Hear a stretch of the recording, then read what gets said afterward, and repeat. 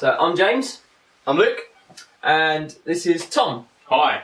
Tom. So Tom is a writer for a online magazine called Writing Times. Yep.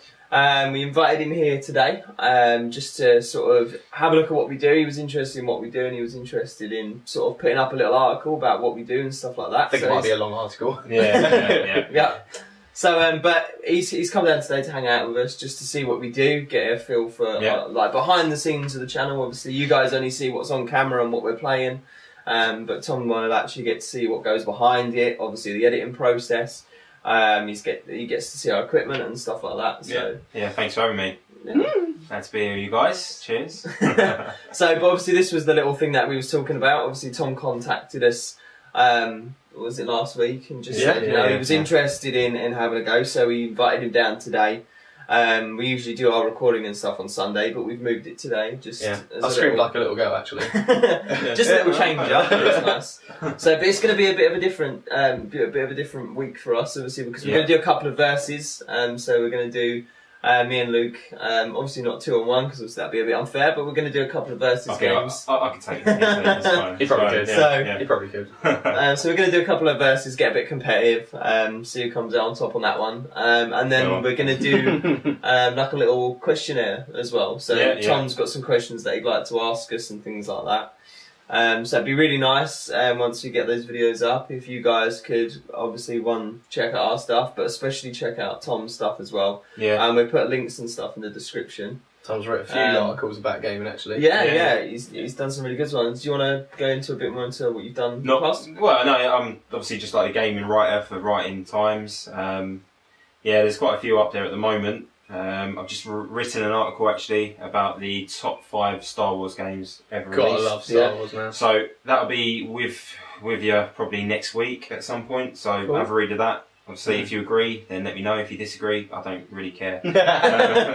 So it's the best way. But it's a good time to do it because obviously you got the Battlefront coming out. That's it. That's what I wanted to do, and then hopefully be able to write a review about Battlefront, which I'm sure will be just amazing as the beta. I think it's going to struggle to get below 10 out of 10 on most reviews. Actually. Exactly, yeah. They've done really, really well. Yeah, the only problem, they've just got to compete with Fallout 4, which again is I'm going to spend weeks and weeks. I'll probably call in sick to work. And I can't believe I said that because my boss is he's going to know now. He's going to watch it, But we'll find out. I think it'll do quite well against Fallout on the fact that because Fallout's got such a...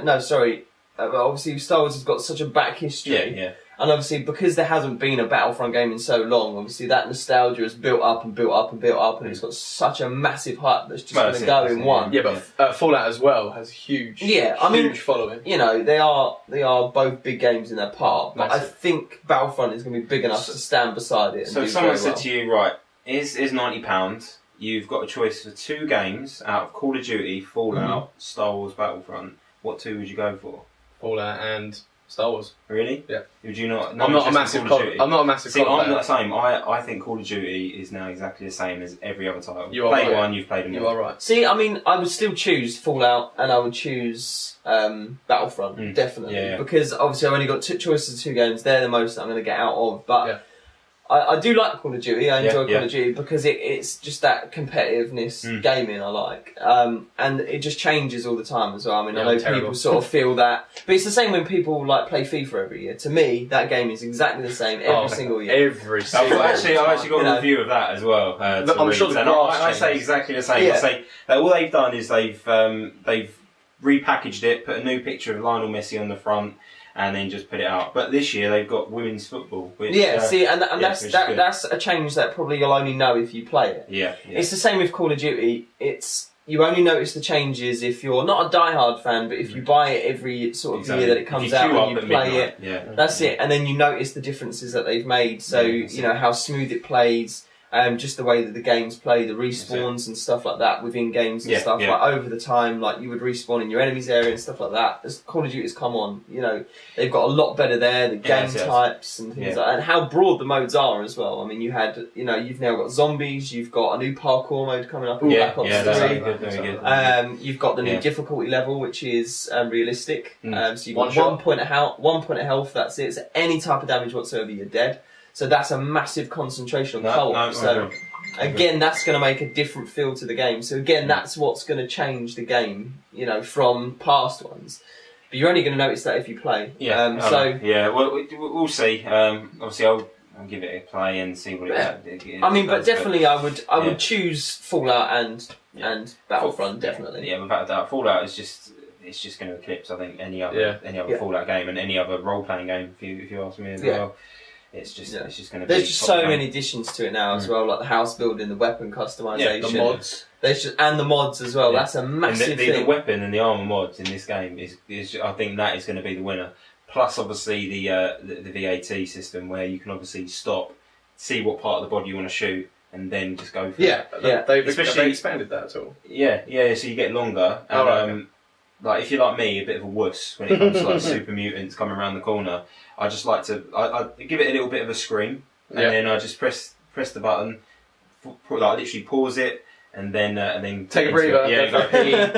Just take a moment to wipe the sweat from your brow. Exactly. Okay, we're going to take on Super Mutant. Right. But obviously another massive one, obviously releasing quite soon as well as Halo 5. Mm-hmm. Well, yeah, this will probably out by the time people watch this. Probably. But I mean, that's another thing that takes me right back to my childhood. Is I remember going straight into it was like a PC World or something like that, and I was quite young at the time, and I walked in, and I'd recently watched Starship Troopers. And I walked in and there was just this big black box sitting on the side, and I was like, oh my god! And it was coming up towards my birthday, and I was like, oh my god, what is that? And up until now, I'd only played like Segas and Mega. What is this story? I've not heard this story before. Well, no. This is how I got into this is exciting. Like main console, like Xbox gaming. So, and I'd only ever played on the PS1 and stuff like that. I walked in and I see this massive black box, this big old screen on the floor, and I think, oh, what's that? So my dad got me the controller. It felt like holding a breeze block at the time because obviously it was huge. I was quite young. Yeah, I see where we're going with this. And then I press start, and then I come flying in onto a beach. I run out of flat, and it gave me, and because I'd watched Starship Troopers recently, it just gave me this feel like that was this game. I jumped off this airship. I was running into aliens.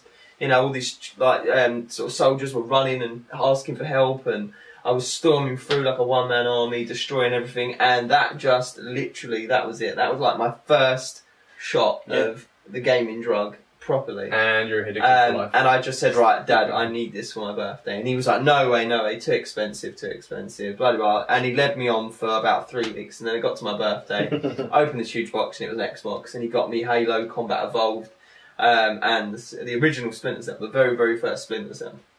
And obviously that was good for me as well, because I'd played the Metal Gears. So obviously that was a step in the opposite direction. It was really nice. You say Metal Gear, that was the game that got me into gaming. The Metal Gear on the PlayStation 2. Then Metal Gear 2, when you're on the ship, that was the game that really just made me go, yeah, I'm gonna be a bit of a geek for the rest of my life. So the curse. Yeah, it was. Yeah, I see what you mean with the story. Just one game just makes you just change your whole. Because obviously from Metal Gear, I was playing probably like Rayman. Or something like that. And then I was like, I'll do something a bit more. Yeah, and then you're like, this is serious. Yeah, exactly. This is a serious game. Yeah. I don't think I had any one game that was inspiration for me. Just anything I could get my hands on, I would play. No, I remember Dead Rising. You were quite fond of that, weren't you? That was huge. I'm maybe like that. I'm still a big fan of Dead Rising. I just wish I could play the first one co-op because I think we tried, didn't we? We tried. Me and Jim tried to make a lot of things. Making up challenges. But that was the fun of it, wasn't it? It was just sitting playing it together and stuff like that. But. Yeah. I could sit here all day talking about what games. Well, anyway, guys, so that's what Tom's here doing today. Yeah. So obviously check out the videos that we put up. Obviously, make sure you head over to Tom's articles and give them a read. They are really good. When obviously Tom introduced me to Luke, we gave him a read. It's a really good feel for what our channel is about as well, and it's exactly the topic that Tom's articles touch on. It's just that really nostalgic childhood feeling of games and how it used to be just back in the day. We were even talking today when Tom got here, is just the fact that games are not automatically now putting in local play.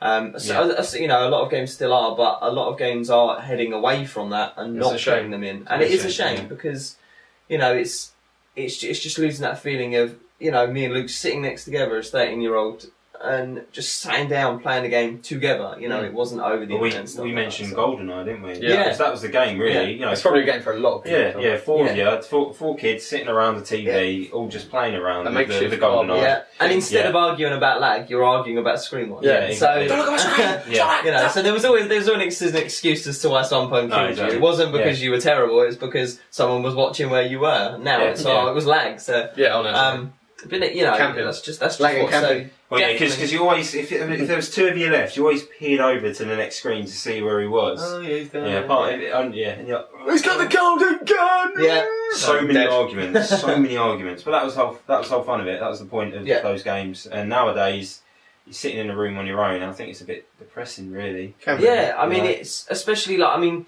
of the ones that did it for me was Destiny. It's because obviously you had to have friends that played that game to do a lot of the game. And for me, a lot of I didn't have a lot of spare time when it came out, Destiny let me down, I couldn't really jump into the games with people because I just didn't have the people to do it with. And that again is, I mean, local play wouldn't have fixed that, but again, that's taken away the matchmaking and concentrating. Shut your hole for a sec. Let's talk about Destiny. Why did it let you down? It let me down. Well, firstly, because the point you needed enough friends. I haven't got a lot of friends. I haven't got a lot of friends. No, I just thought to myself, they hyped it up so much to the point where you were really looking forward to it. You were like, oh my god, this is amazing. It's going to be such a good game. Yeah.